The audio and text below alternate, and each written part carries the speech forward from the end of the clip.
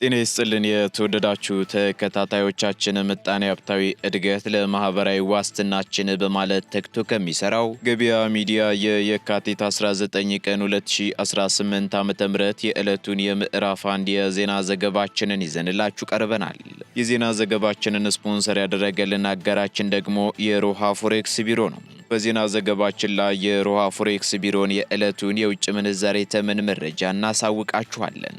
በዜናዎቻችን ላይ ደግሞ የተመረጡ ምጣኔ ሀብታዊ ማህበራዊና ሌሎች ወቅታዊ እንዲሁም አዳዲስ ጉዳዮችን አካተናል። እንድትከታተሉን እንጋብዛችኋለን። በቅድሚያም አርዕስቶችን የኢሚግሬሽንና ዜግነት አገልግሎት በቅርንጫፍ ጽሕፈት ቤቱ ላልታወቀ ጊዜ አገልግሎት መስጠት ማቋረጡን አስታውቋል። ለመሆኑ አገልግሎት መስጠት ያቋረጠበት ቅርንጫፍ ጽሕፈት ቤት የት ነው? መቼስ ወደ አገልግሎት ይመለሳል? በዝርዝር እናጋራችኋለን። በሁለት የህዝብ ማመላለሻ አውቶቡስ ተሽከርካሪዎች ላይ በደረሰ ከባድ የትራፊክ አደጋ በአጠቃላይ የ14 ሰዎች ሕይወት መቀጠፉ ተሰምቷል። በዝርዝር እናደርሳችኋለን። የተፈቀዱ የፕላስቲክ ምርቶችና የአያያዝ ስርዓትን ባለስልጣን መስሪያ ቤቱ ይፋ አደረገም። ለመሆኑ የተፈቀዱ የፕላስቲክ ምርቶች የትኞቹ ናቸው? አጠቃቀማቸውስ በምን አግባብ ነው? በዝርዝር የምናጋራችሁ መረጃችን ነው። ከባህር ማዶ መረጃዎቻችን መካከል ደግሞ ጀነራል አብደል ፈታህ አልቡርሃን የኤርኤስኤፍ ኃይሎች ሙሉ በሙሉ ሳይሸነፉና እጃቸውን ሳይሰጡ ምንም አይነት ድርድር የለም ሲሉ ፕሬዝዳንት ዶናልድ ትራምፕ ጦርነቱን ለማስቆም ያቀረቡትን የሰላም እቅድ ውድቅ ማድረጋቸው ተሰምቷል። ሙሉ መረጃውን እናጋራችኋለን። ፕሬዝዳንት ዶናልድ ትራምፕ በኢራን ላይ ወታደራዊ እርምጃ ከመውሰዳቸው በፊት የኮንግረሱን ፈቃድ እንዲጠይቁ የሚያስገድድ ውሳኔ ሊሰጥ መሆኑ ተሰምቷል። በዚህ ውሳኔ መሰረትም ጦርነት የማወጅ ስልጣን የኮንግረሱ እንጂ የፕሬዝዳንቱ አይደለም የሚል ጠንካራ አቋም መያዙ ተነግሯል። በዝርዝር የምትሰሙት ይሆናል። የተወደዳችሁ የገበያ ሚዲያ ተከታታዮቻችን እነዚህንና ሌሎች ኢኮኖሚያዊ፣ ማህበራዊና ፖለቲካዊ መረጃዎቻችንን ይዘንላችኋል። አሁን ደግሞ በዝርዝር ወደምንመለከታቸው መረጃዎቻችን እናልፋለን። በ5.5 ሚሊዮን ብር ሙሉ ክፍያ የአፍሪካ ህብረት ጎረቤት ልናደርጋችሁ ነው ይላል ቴምር ፕሮፐርቲስ። በቡልጋሪያ ሳይታችን ላይ ከባለ 1 መኝታ እስከ ባለ 3 መኝታ በተለያዩ የካሬና የክፍያ አማራጮች ከ15% እስከ 30% ቅናሽ አድርገን በተጨማሪም የንግድ ሱቆችን ከግራውንድ እስከ 5ኛ ፍሎር ድረስ በተለያዩ የካሬ አማራጮች ከ17 ካሬ ጀምሮ እስከ 94 ካሬ ከ900 ሺህ ብር ቅድመ ክፍያ ጀምሮ ይዘን ሎት መተናል። ለበለጠ መረጃና ሳይቱን ለመጎብኘት በ0990 00 1212 ይደውሉልን። ቴምር ፕሮፐርቲስ የህልሞ ማረፊያ።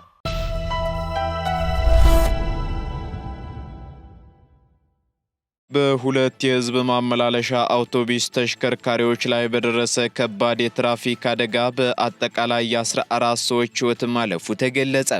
መነሻውን ምዕራብ ለበሳ አረቢያ ከተማ ያደረገ ኤፌሰር የህዝብ ማመላለሻ አውቶቡስ በርካታ ተሳፋሪዎችን ጭኖ ወደ ጎንደር ከተማ እየተጓዘ ያለ አብርሃም በሚባል ከባድ ገደል ውስጥ ተንሸራቶ መግባቱ ተሰምቷል። በዚህ አደጋም ታዲያ 9 ሰዎች ወዲያውኑ ህይወታቸው ሲያልፍ በርካታ መንገደኞች ደግሞ ከባድና ቀላል የአካል ጉዳት ደርሶባቸዋል ሲል የወረዳው ኮሚኒኬሽን አስታውቋል። በተጨማሪም ይህ ዋና መስመር በመንገዱ አስቸጋሪነትና ምቹ አለመሆን ምክንያት በተደጋጋሚ አደጋ የሚከሰትበት ነው ያለው ወረዳው የበርካቶች ህይወትም እየተቀጠፈ የንብረት ውድመትም እያጋጠመ ህዝቦችን ለከፋ ስቃይ፣ ሰቀቀንና አደጋም እየዳረገ ይገኛል ሲል የወረዳው ኮሚኒኬሽን ገልጿል። በተመሳሳይ በማዕከላዊ ኢትዮጵያ ክልል ስልጤ ዞን ሳንኩራ ወረዳ በደረሰ የትራፊክ አደጋ የ5 ሰዎች ሕይወት ማለፉ ተገልጿል። የትራፊክ አደጋው በወረዳው ረገዲና ማዞሪያ ከተማ ወደ ሀላባ የሚሄድና ከሀላባ የሚመለስ የህዝብ ማመላለሻ በተለምዶ ዶልፊን ተብሎ ከሚጠራው ሚኒባስ ጋር በመጋጨቱ የደረሰ መሆኑን የሳንኩራ ወረዳ ፖሊስ ትራፊክ ዋና ስራ ሂደት አስተባባሪ ሳጅን አብዱል ሸኩር ሐምዳላ ተናግረዋል። በዚህ አሰቃቂ አደጋም 5 ሰዎች ወዲያውኑ ሲሞቱ 2 ከባድና 2 ቀላል የአካል ጉዳት መድረሱንም አስተባባሪ ሳጅኑ ገልጸዋል። በትራፊክ አደጋው ጉዳት የደረሰባቸው ሰዎች በአቅራቢያው በሚገኝ የጤና ተቋማት ሕክምና እየተከታተሉ መሆናቸውንም አስረድተዋል። የትራፊክ አደጋው መንስኤም በፍጥነት ማሽከርከር መሆኑን ጠቅሰው ተጨማሪ የማጣራት ስራ እየተከናወነ ስለመሆኑም ጠቅሰዋል። በዚህም በሁለቱ የህዝብ ማመላለሻ አውቶቡስ ተሽከርካሪዎች ላይ በደረሰ ከባድ የመገልበጥ አደጋም በአጠቃላይ የ14 ሰዎች ሕይወት መቀጠፉ ተነግሯል።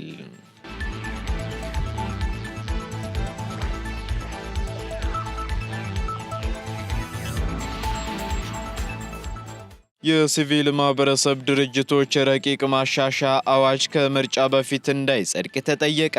የሲቪል ማህበረሰብ ድርጅቶች ረቂቅ ማሻሻያ አዋጅ በመጪው ግንቦት ከሚካሄደው ሀገራዊ ምርጫ አስቀድሞ እንዳይጸድቅ ለሚመለከታቸው አካላት ጥያቄ ማቅረቡን የኢትዮጵያ ሰብአዊ መብቶች ኮሚሽን አስታውቋል።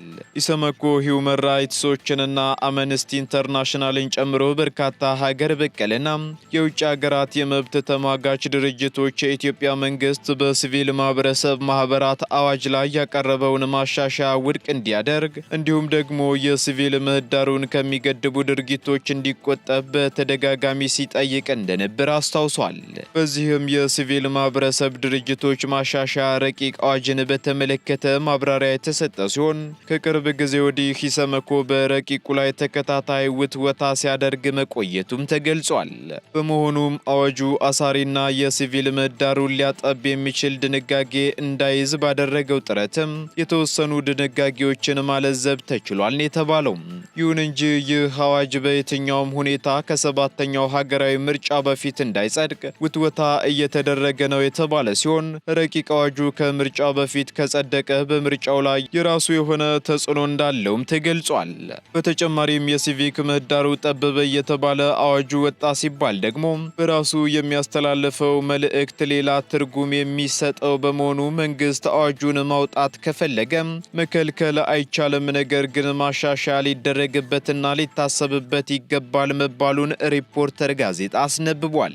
በሴቶችና በህፃናት ላይ የሚደርሱ በደሎችም ቀጥለዋል የተባለ ሲሆን ኦሮሚያ፣ አማራ፣ ትግራይና ሌሎችም ክልሎች በግጭት አውድ ውስጥ መሆናቸው የሰብአዊ መብት ጥበቃዎችን በተሳለጠ መንገድ ለማካሄድ ፈታኝና መሻገር ያልተቻሉ ችግሮች መሆናቸው ተመላክቷል።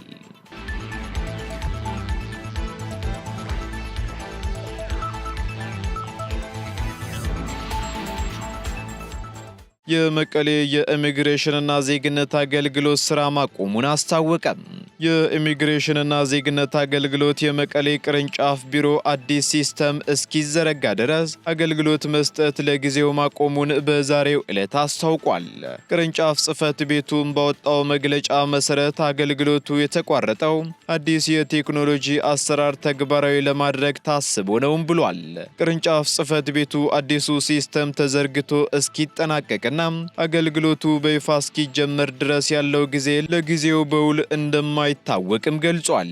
በመሆኑም በአዲሱ ሲስተም ቀጠሮ ያስያዙና መዝገባ ያከናወኑ ደንበኞች አገልግሎት መጀመሩን የሚገልጽ አጭር የጽሑፍ መልእክት በስልክ ቁጥራቸው በኩል እስኪደርሳቸው ድረስ በትዕግስት እንዲጠብቁም መስሪያ ቤቱ ጥሪ አቅርቧል። ተገልጋዮች ተጨማሪ መረጃዎችን ለማግኘት ደግሞ በ8133 ነጻ የስልክ መስመር ደውለው መጠየቅ የሚችሉ ሲሆን ቅሬታ ወይንም አስተያየት ካላቸው ደግሞ ICS ሪሶልቭ የተሰኘውን መተግበሪያ በመጠቀም ማወቅ እንደሚችሉም ቅርንጫፍ ጽህፈት ቤቱ በደብዳቤው አመላክቷል።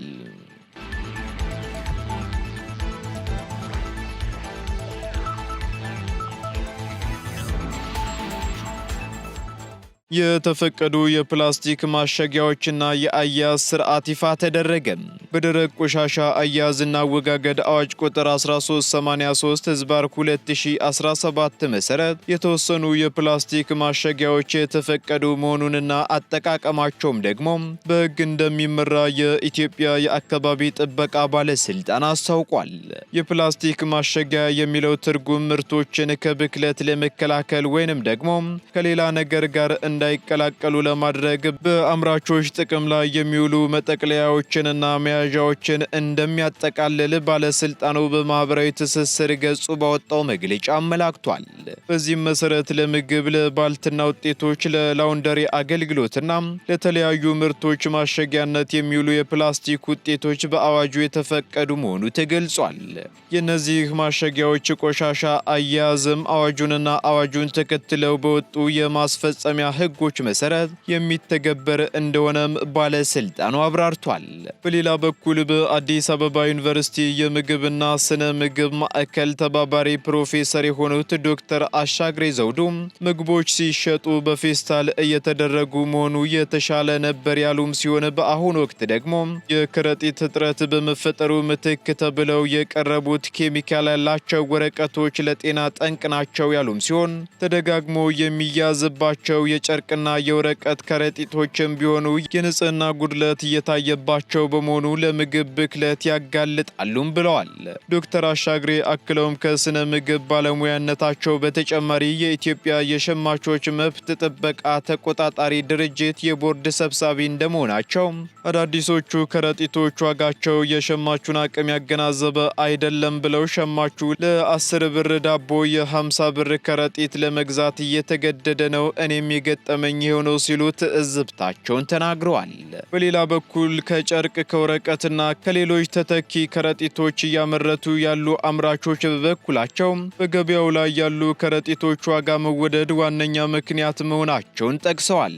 የአዲስ አበባ አካባቢ ጥበቃ ባለስልጣን በበኩሉ የተተኪ ምርት እጥረት መኖሩ በገበያው ላይ የምርቶች ዋጋ መወደድ እንደሚስተዋል በመግለጽም ወደ ኋላ መመለስ አይቻልም፣ አማራጩ በብዛት ማምረት ነው ሲልም ገልጿል።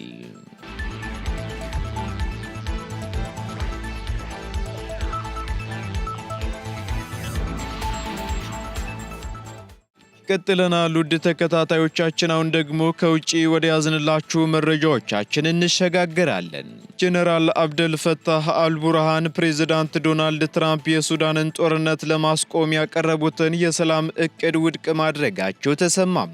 የሱዳን ጦር አዛዥ ጄኔራል አብደል ፈታህ አልቡርሃን የዩናይትድ ስቴትስ ፕሬዝዳንት ዶናልድ ትራምፕ በሱዳን ያለውን የእርስ በርስ ጦርነት ለማስቆም ያቀረቡትን የሰላም እቅድ የማይቀበሉትና ከዚህ ቀደም ከቀረቡት ሁሉ የከፋ ሲሉ ውድቅ ማድረጋቸው ተሰምቷል። በፕሬዝዳንት ትራምፕ የቅርብ አማካሪ ማሳድ ቦሎስ በኩል የቀረበው ይህ የሰላም እቅድ በሱዳን ጦርና በጄኔራል መሐመድ ሐምዳን ዳጋሎን በሚመራው የፈጣን ድጋፍ ኃይሎች ኤርኤስኤፍ መካከል አስቸኳይ የተኩስ አቁም እንዲደረግና በሲቪል የሚመራ የሽግግር መንግስት እንዲመሰረት የሚያሳስብ መሆኑ ተነግሯል። ይሁን እንጂ ጄኔራል አልቡርሃን በሰጡት መግለጫ የኤርኤስኤፍ ኃይሎች ሙሉ በሙሉ ሳይሸነፉ ወይንም እጃቸውን ሳይሰጡ ምንም አይነት ድርድር እንደማይኖር በድጋሚ አረጋግጠዋል። ጄኔራሉ አክለውም የትራምፕ እቅድ አማጽያኑን የሚያጠናክርና የሱዳንን ሉዓላዊነት አደጋ ላይ የሚጥል ነው ሲሉ ተችተዋል የተባለ ሲሆን ማንኛውም የሰላም ስምምነት ከመደረጉ በፊት የኤርኤስኤፍ ኃይሎች የያዟቸውን ከተሞችና የሲቪል መኖሪያዎችን ለቀው መውጣት አለባቸው ሲሉም አስጠንቅቀዋል። ይህ በጄኔራል አልቡርሃን የተወሰደው ጠንካራ አቋም ደግሞ የትራምፕ አስተዳደር በሱዳን ሰላምን ለማስፈን የጀመረውን ዲፕሎማሲያዊ ጥረት ጥያቄ ውስጥ የከተተ ነው ተብሏል።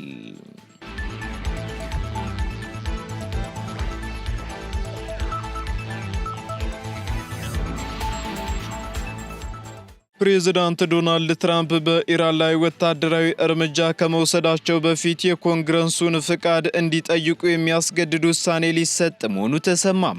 የአሜሪካ የሕዝብ ተወካዮች ምክር ቤትና ሴኔት ፕሬዝዳንት ዶናልድ ትራምፕ በኢራን ላይ ወታደራዊ ጥቃት ከመሰንዘራቸው በፊት የኮንግረሱን ፍቃድ እንዲጠይቁ የሚያስገድድ የጦርነት ስልጣን ውሳኔ ሀሳብ ላይ በዚህ ሳምንት ድምፅ ይሰጣሉ ተብሎ ይጠበቃል። ይህ የሁለትዮሽ የውሳኔ ሀሳብ የቀረበው ደግሞ በሪፐብሊካኑ ተወካይ ቶማስ ማሴና በዲሞክራቱ ሮካና አማካኝነት ሲሆን ዓላማውም ደግሞ ፕሬዝዳንቱ ያለ ኮንግረስ እውቅና ሀገሪቱን ወደ አዲስ የመካከለኛው ምስራቅ ጦርነት እንዳያስገቡ ለመከላከል ነው ተብሏል። በዚህም የአሜሪካ ጦር በመካከለኛው ምስራቅ ከፍተኛ ቁጥር ያላቸው የአየርና የባህር ኃይል እያከማቸ ባለበት በዚህ ወቅት የትራምፕ አስተዳደር ባለስልጣናት በኢራን ላይ ወታደራዊ እርምጃ የመውሰድ እድሉ 90% ነው መባሉ በኮንግረስ አባላት ዘንድ ከፍተኛ ስጋት ፈጥሯል የተባለው። ይህን ተከትሎም የውሳኔ ሐሳቡ አቅራቢዎች ጦርነት የማወጅ ስልጣን በሕገ መንግስቱ መሰረት የኮንግረሱ እንጂ የፕሬዝዳንቱ አይደለም የሚል ጠንካራ አቋም መያዛቸውም ተነግሯል። በመሆኑም ተወካይ ሮካና ጦርነቱ ሊያስከትል የሚችለው ሰብአዊ ቀውስና በቀጠናው ባሉ 40 ሺህ የአሜሪካ ወታደሮች ላይ የሚጋረጠው አደጋ ሊታሰብበት ይገባል ሲሉም ተናግረዋል። ፕሬዝዳንት ዶናልድ ትራምፕ በበኩላቸው በኢራን የኒውክሌር ጉዳይ ላይ ስምምነት ላይ ለመድረስ ጥረት እያደረጉ መሆኑን ገልጸው ድርድሩ የማይሳካ ከሆነ ግን እርምጃ መውሰዴ አይቀሬ ነው ሲሉ አስጠንቅቀዋል። ምንም እንኳን የውሳኔ ሐሳቡ በሁለቱ ፓርቲ አባላት ድጋፍ ቢኖረውም አንዳንድ የሪፐብሊካንና የዲሞክራት አባላት ግን ይህ ውሳኔ የፕሬዝዳንቱን የመደራደር አቅም ያዳክማል በሚል ተቃውሞ እያሰሙ ይገኛሉ ተብሏል።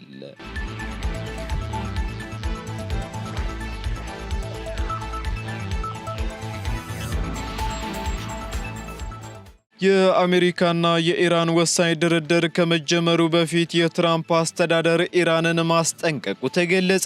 በስዊዘርላንድ ጄኔቫ ሶስተኛ ዙር የአሜሪካና የኢራን የኒውክሌር ድርድር ከመጀመሩ ከጥቂት ሰዓታት በፊት የፕሬዝዳንት ዶናልድ ትራምፕ አስተዳደር ኢራን የኒውክሌር መርሃ ግብሯን ካላቆመች ወታደራዊ እርምጃ እንደሚጠብቃት በድጋሚ አስጠንቅቀዋል። በዚህም አሜሪካ ኢራን የኒውክሌር ጦር መሳሪያ ለመገንባት እየሞከረች መሆኑን የሚያሳዩ ተጨባጭ መረጃዎችን እንዳገኘችም ገልጻ ኢራን የኒውክሌር ጦር መሳሪያ እንዲኖራት እንደማትፈቅድም ገልጻለች። ኢራን የኒውክሌር ጦር መሳሪያ ግንባታ መርሃ ግብሯን በድጋሜ ለመጀመር እየሞከረች መሆኑን የሚያሳዩ መረጃዎች በእጃችን ይገኛሉ ሲሉ የአሜሪካ ምክትል ፕሬዝዳንት ጄዲ ቫንስ በመግለጫቸው ተናግረዋል። በተመሳሳይ የውጭ ጉዳይ ሚኒስተር ማርኮ ሩቢዮ በበኩላቸው ቴህራን ስለ ሚሳኤል መርሃ ግብሯ ለመወያየት ፈቃደኛ ካልሆነች ትልቅ ችግር እንደሚፈጠርና አሜሪካም እየታገዘች ያለችው ትዕግስት እያበቃ መሆኑን አስገንዝበዋል። በዚህም ከፍተኛ ውጥረት ውስጥ የትራምፕ አማካሪዎች አሜሪካ በቀጥታ ጥቃት ከመሰንዘሯ በፊት እስራኤል በኢራን ላይ እንድትዘምት ፍላጎት እንዳላቸውም እየተነገረ ይገኛል።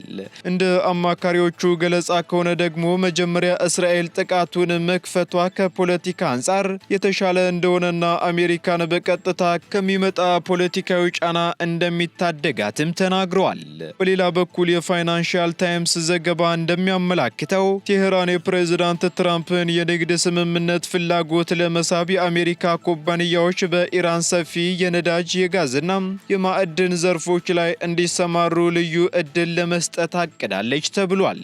ዛሬ ሐሙስ በጄኔቫ የሚካሄደው ድርድርም በፕሬዝዳንት ዶናልድ ትራምፕ ልዩ መልእክተኞች የሚመራ ሲሆን አሜሪካ ጉዳዩን በዲፕሎማሲ ለመፍታት ብትሞክርም ፕሬዝዳንቱ ግን ወታደራዊ እርምጃን ጨምሮ ሌሎች አማራጮች በእጃቸው እንዳሉ አሳስበዋል።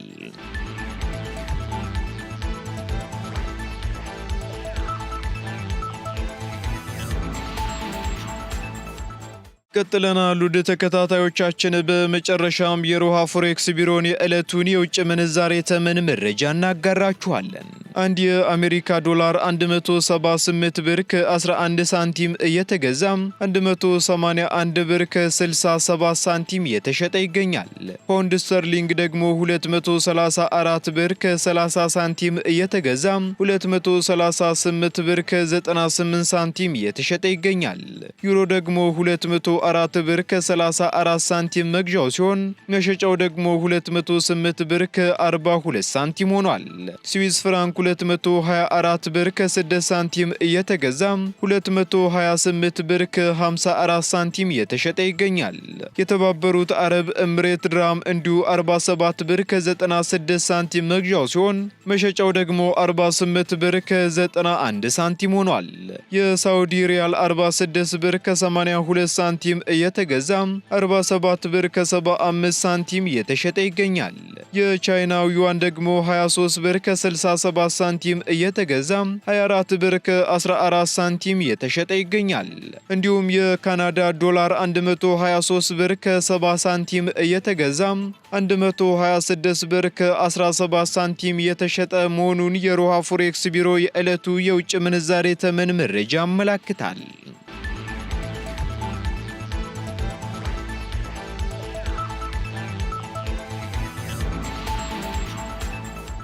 የተወደዳችሁ የገበያ ሚዲያ ተከታታዮቻችን ለምዕራፍ አንድ ያዝንላችሁ ኢኮኖሚያዊ፣ ማህበራዊና ፖለቲካዊ መረጃዎቻችን እነዚህን ይመስሉ ነበር።